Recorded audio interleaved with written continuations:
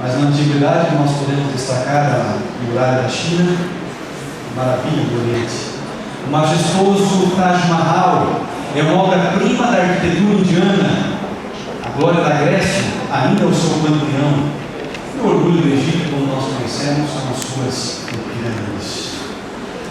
O mundo moderno hoje também ostenta as suas maravilhas, as suas conquistas tecnológicas. Podemos dizer, os computadores, as baterias solares, os foguetes, as aeronaves. Quantas conquistas do homem moderno tem. Hoje nós construímos prédios com 300 metros de altura, edificações monstruosas, graças à tecnologia que existe nesse mundo. Embora tanto do passado quanto do presente as pessoas digam, olha, existe uma maravilha do mundo antigo, uma maravilha do mundo moderno, mas a pergunta é, qual é a maior de todas as maravilhas? Qual é? Abram suas Bíblias, Isaías capítulo 9, versículo 6. Qual é, porém, a maior de todas as maravilhas? Esse é o texto principal da mensagem desta manhã. Isaías capítulo 9, versículo 6. Isaías 9, 6. Porque um menino nos nasceu, um filho se nos deu, e o governo está sobre os seus ombros, e o seu nome será o quê? Maravilhoso, Conselheiro, Deus forte, Pai da eternidade, Príncipe da paz. Um dos nomes que é dado a Jesus, personagem que estudaremos durante toda a Semana Santa a partir de amanhã, é este, maravilhoso. Para mim, pelo menos, não há dúvida que esta foi a maior de todas as maravilhas que esse mundo pôde conhecer. É por isso que o seu nome é maravilhoso. Maravilhoso porque foi ele, ao nascer como infante em Belém e ser crucificado como Cristo no Calvário. Isso tem desafiado a mente dos maiores intelectuais. Como que pode aquele que era Deus vir a essa terra e ser pregado no madeiro? Já que a Bíblia diz que todo aquele que fosse pregado no madeiro estaria sob maldição divina. Como que pode alguém abandonado no paraíso para vir nesse mundo cheio de pecado e de sofrimento? Aqui reside, meus amigos, a maravilha de Jesus. Alguém que abriu mão de tudo para que eu e você pudéssemos ter uma segunda chance. Porém, o mundo moderno hoje ainda rejeita Jesus e muitos possuem vergonha de Jesus. Quando eu tinha meus 12, 13 anos, eu à tarde ia para o JA a pé, da minha casa até a igreja. Eu caminhava assim aproximadamente uns 3, 4 quilômetros para chegar na igreja. Saía de casa, meu pai perguntava, pegou a Bíblia? Ah, pai, tem que pegar a Bíblia, né? Sim, tem que pegar. E um dia eu fiz um pedido para meu pai. Olha, pai, a minha visão é muito boa. Eu quero uma Bíblia bem pequena, da letra pequenininha. Para que carregar a Bíblia, né, pai? Então o que eu fazia? Saí da casa, com a Bíblia na mão, meu pai via, né? Meu pai de igreja de errado. Quando eu virava a esquina, eu colocava a Bíblia no bolso de trás. E aquilo parecia uma carteira, uma Bíblia preta. Porque no meio do trajeto, eu estava querendo namorar uma menina. E se ela soubesse que eu era um crentão, como dizem, ela não vai querer namorar comigo. Eu ficava com vergonha. Eu colocava a Bíblia no bolso e parecia que era uma carteira. Um dia eu esqueci de fazer isso. Eu fui para a igreja segurando a Bíblia. Não. Passei na frente da casa da moça. Tudo bem com você? Quando eu olhei para a mão, estava a Bíblia. Eu abri a Bíblia. Ela olhou assim e falou, mas o que você está fazendo com essa Bíblia? Você vai para a igreja hoje? Que bom. Encontrei alguém consagrado. Bom momento, pode ir. Às vezes temos vergonha em dizer quem nós somos e quem somos. E muitas vezes essa vergonha é pela reação que as pessoas terão quando souberem que você é um cristão e um seguidor de Jesus. Há pessoas que escondem a sua fé. Há pessoas que escondem o nome da igreja que frequentam. Pessoas que têm vergonha de dizer quem são. Paulo diz, eu tenho vergonha do Evangelho. Não é isso que ele diz? Eu não tinha vergonha disso.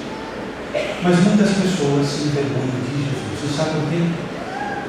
O conceito de sucesso no mundo moderno parecem não se encaixar com as características de Jesus. Você quer um exemplo? Sucesso é que tem uma poupança recheada, cheia de dinheiro, um carro do ano, um celular da vez, que se veste bem, roupas de marca, nossa, mas que sucesso, e olha quantas conquistas ela teve. Mas quando olham para Jesus, ele não tinha nem onde reclinar a cabeça. Então o conceito de sucesso, de alguém vitorioso no mundo moderno, parece que não se encaixa com Jesus. E é por essa razão que muitos negam o nome de Jesus e dizem: eu não posso seguir Jesus. Ele vai na contramão daquilo que eu estou construindo e prevendo para o meu futuro. Nessa manhã, meus queridos, eu queria apresentar algumas razões pelas quais as pessoas têm vergonha de Jesus. Eu não sei se é esse o seu problema. Eu espero que não seja. Que tenhamos orgulho de Jesus, o nosso Salvador. A primeira razão, alguns chegam a dizer que Cristo não foi um autor. Nunca escreveu algo, exceto na areia, quando logo já foi apagado. Todavia, entenda uma coisa: escreveu mais livros a respeito desse homem do que qualquer outro homem sobre a face da terra. E você vergonha de Jesus por isso? Todos os atos extraordinários de Cristo foram registrados pelo seu amigo íntimo chamado João. Mas ele diz: não foram todos, faltaram alguns. Porque ele disse: há porém ainda muitas outras coisas que Jesus fez. Se todas elas fossem relatadas uma por uma, creio eu que nem o mundo inteiro caberiam os livros que seriam escritos. São João capítulo 21, verso 15. Teria você vergonha porque Jesus não deixou nenhum livro registrado? Nenhum livro que se tornou assim um best-seller nas livrarias, porque, segundo a Bíblia, ele não escreveu nada, exceto na areia. Quem reproduziu isso aqui foram os seus discípulos e os profetas. Muitos afirmam ainda ter vergonha de Jesus. Alguns chegam a dizer: olha, Cristo não foi um artista. Já viu algum quadro por aí que foi pintado por Jesus? Algum desenho que foi colocado numa caverna? Eu não vi. Não vi ainda até hoje. Porém, entenda uma coisa: os maiores quadros do mundo foram inspirados por ele. Eu poderia citar a Última Ceia de Da Vinci, a Transfiguração de Rafael, que enfeita as galerias do Vaticano, os inimitáveis retratos de Cristo que foram feitos por Hoffmann. São alguns dos quadros que estão presentes nas galerias dos grandes museus desse mundo, igrejas que são considerados um dos quadros mais valiosos do mundo. Ele que nunca pintou um quadro foi motivo das maiores obras-primas. Interessante, né? Você ainda tem vergonha desse Jesus? Alguns chegam a dizer que Cristo também não foi nenhum escultor. Ele não tem nenhuma planta de sua casa, ou de uma igreja, ou de um projeto específico que ficou registrado no papel. No entanto, o mundo todo está cheio de estátuas suas, como pode ser visto em museus inumerados e também cemitérios. A maior estátua aqui na América do Sul é a estátua do Cristo Redentor, e que é visitada todos os dias por brasileiros e também pessoas de todo o mundo. Não foi arquiteto, mas os mais belos edifícios da cristandade foram construídos e dedicados a ele. Eu quero citar apenas alguns: a Catedral de Reims, na França, São Pedro, em Roma, a Abadia de Westminster, na Inglaterra, e a Catedral de Washington. São exemplos de tantos outros, e tantas outras igrejas que foram construídas em homenagem a Jesus. Alguém que não foi nenhum arquiteto, mas os maiores prédios, as maiores obras-primas desse mundo foram dedicadas a ele. Alguns chegam a dizer assim: olha, mas Jesus, eu gosto tanto de música, eu sou fã desse cantor, desse outro, mas Jesus, eu nunca vi. Que música que ele cantou? Que música que ele escreveu? Amigos, não obstante, as maiores oratórias e cantadas foram movidas por sua vida, por sua causa, e até hoje são ouvidas por muitos, como as obras de Handel, as obras de Bach e tantas outras. Eu gosto muito de ouvir essas músicas. São músicas realmente inspiradoras e foram feitas pensando em quem? Jesus. Alguns ainda chegam a dizer: olha, eu não tenho assim muito orgulho do sucesso de Cristo, porque Ele não foi músico, não foi arquiteto, não foi escultor, também não foi um advogado. Cristo não foi um advogado. Mas, queridos, a sua lei, ela envolve toda a terra, amém? Tampouco foi um jurista, entretanto, todos serão julgados por sua lei. Cristo não foi um advogado, mas toda a humanidade será julgada pela sua lei.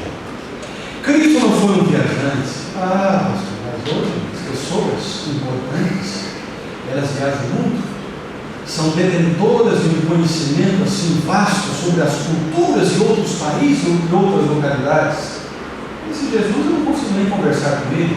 Sabe por quê? O máximo que ele fez foi viajar 300 quilômetros, um raio de 300 quilômetros ali na Palestina. Jesus não foi um viajante. Porém, meus amigos, entenda uma coisa. Alguns seguidores atravessam o globo terrestre para visitar os locais por onde Jesus passou.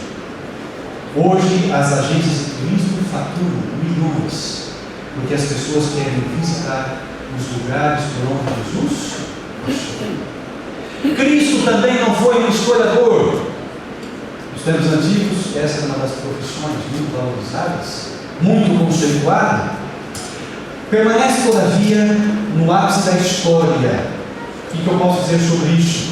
Que todos os eventos terrestres, eles são divididos no calendário entre antes de Cristo e depois de Cristo. Cartas, documentos legais, todos testificam que esse Jesus, ele andou entre nós, ele dividiu a história entre antes de Cristo e depois de Cristo. Olha, ele não foi um historiador, mas ele dividiu a história. Cristo também não era um doutor. Hoje, ser um doutor é um sinônimo de prestígio, como uma das profissões mais importantes do mundo, não só por salvar vidas, mas quem sabe pelo status que muitos desses médicos famosos, por fazerem cirurgias específicas relacionadas à estética, relacionadas à beleza e tantas outras coisas, faz dessa profissão uma profissão tão codiciada. Cristo não é apresentado na Bíblia especificamente como médico. Porém, ele era o grande médico.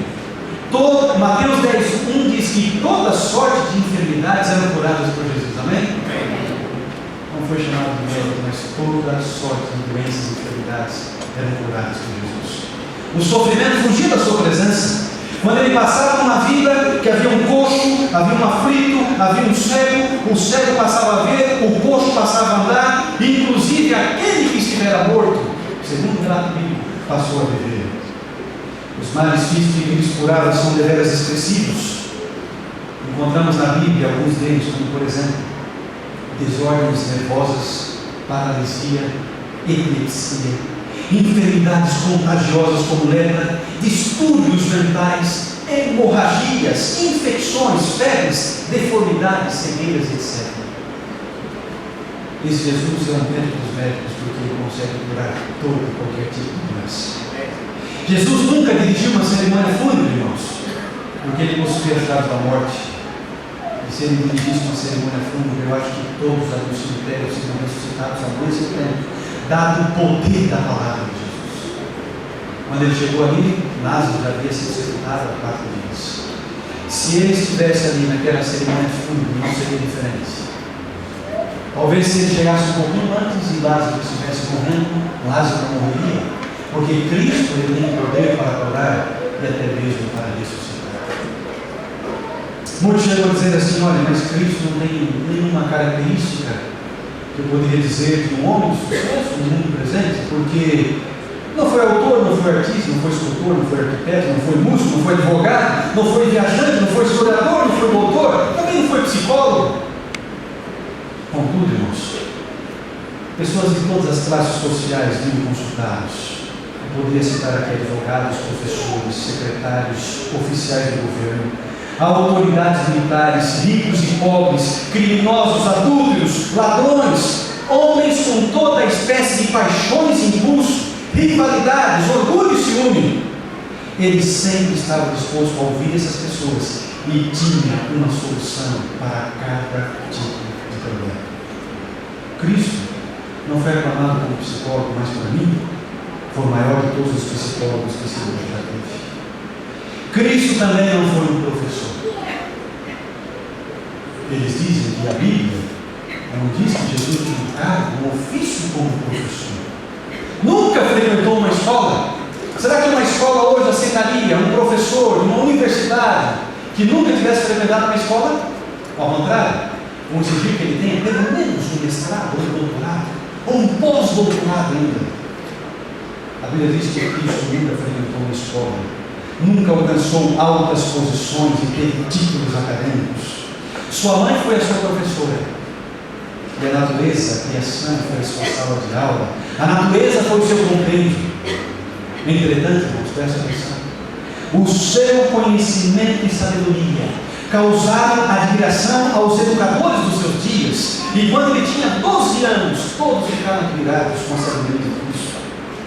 Em séculos posteriores, algumas das mais importantes universidades foram fundadas por causa de sua causa. Como que pode? Alguém que não tinha título acadêmico. A maior parte das grandes universidades desse mundo, elas foram fundadas por sua causa. A linguagem dos lábios de Cristo impressionava os ouvintes, que se contam aos milhares. Alguns dos ensinos de Jesus, eles foram expressos, inclusive, numa linguagem tão simples. Palavras monossilábicas, tais como: eu sou o pão da vida. E até hoje esse texto, ele tem comovido muitos de nós. Está com fome? Está faltando água à sua vida? Alimente-se de Jesus, porque ele disse: eu sou o pão da vida. Em agricultura falava de sementes, do solo falava de colheita, em meteorologia ele referiu-se à previsão do tempo, e foi o único meteorologista de todas as épocas que conseguiu realmente controlar as condições atmosféricas. Também falou de pérolas de inapreciável preço, e falou do testemunho das rochas. Versou sobre os mais variados assuntos, tais como relações humanas, política, leis, economia, finanças e história. E a reação dos seus ouvintes, sabe qual era? A Bíblia diz assim, em São João capítulo 7:46: jamais alguém falou como este homem. Como que pode? Alguém que não foi aclamado como professor. Jamais alguém falou como esse homem. Cristo também não foi um soldado. Fico imaginando o orgulho de uma nação quando um soldado chega da guerra. Mesmo que tenha amputado uma perna ou perdido um braço, a impressão que temos é que a honra cresce mais ainda. Alguém que se sacrificou pelo seu país, pela sua nação. Alguém que guerreou por uma causa nobre. Amigos, na época de Cristo, eles estavam aguardando um rei que guerreasse e tirasse o povo de Israel do domínio da opressão de Roma. Cristo não era um soldado, todavia ele foi admirado por profissionais das armas que diziam: verdadeiramente esse homem é o quê? Justo. Isso foi o que os soldados disseram para Cristo. Outros impérios foram fundados pela força, mas notem, o príncipe da paz não permitiu isso, porém que usasse uma espada em sua defesa, quando disse assim a Pedro: Pedro, embainha com a espada, pois todos os que lançam mão da espada, a espada perecerão. Mateus capítulo 26, verso 52. Seus soldados hoje, irmãos, em todas as terras, em todos os continentes, sob o estandarte do amor, combate o bom combate da fé, prontos a morrer, se necessário, pela vitória do seu reino universal. Alguém que não foi soldado, hoje o maior batalhão, o maior número de soldados que existem nesse mundo são seguidores de Cristo. Ele era um Cristo milagroso. Caminhou sobre as ondas, permaneceu sobre o tormento do mar, multiplicou alimento para a multidão, transformou água em vinho, reduziu os frutos da figueira, dominou demônios e livrou pessoas do domínio da morte. Amigos, tem alguém mais maravilhoso que esse? Existe nesse mundo alguma outra maravilha que seja comparada ou questionada em relação a Cristo? Eu não sei se você já tem a resposta. Eu não precisava falar mais, mas quem sabe, se eu não conseguir te convencer ainda que você deva ter orgulho desse Jesus, eu ainda quero falar de um outro assunto. Muitos se envergonham de Cristo porque ele não era rico. Segundo a Bíblia, a pobreza e privação foram a sua sorte. Conforme digo as suas próprias palavras, ele disse assim: as raposas têm covis e as aves do céu ninhos, mas o Filho do Homem não tem aonde reclinar a sua cabeça. Mateus capítulo 8, verso 20. Como eu poderia explanar a pobreza de Cristo? De maneira bem rápida, que o nosso tempo não nos permite, mas eu quero dizer que dos animais, ele tomou emprestado lugar para o seu berço ao nascer. De um peixe, ele obteve uma moeda para pagar o imposto. De uma criança, ele recebeu pães e peixes para alimentar os famintos. De um estranho, ele obteve um animal para viajar na entrada triunfal de Jerusalém. Um estranho também o ajudou a carregar a cruz. Um homem abastado lhe proveu o quê? A sepultura e talvez a sua única posse. O único bem que Cristo tinha era a sua túnica, e a sua túnica foi arrebatada na crucificação e tornou-se objeto de apostas para todos os seus algozes.